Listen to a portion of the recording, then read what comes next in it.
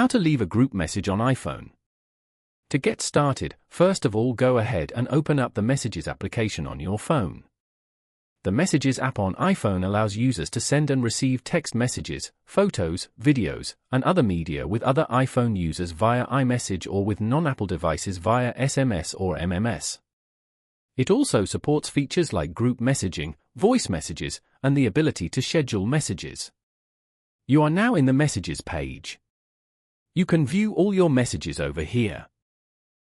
From this page, open any of your group messages.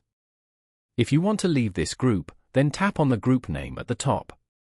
You can view the group and group members' information over here. Scroll down and tap on Leave this conversation. Tap on Leave this conversation again to confirm. You have now successfully left this group message. Following these steps, you can easily leave a group message on iPhone.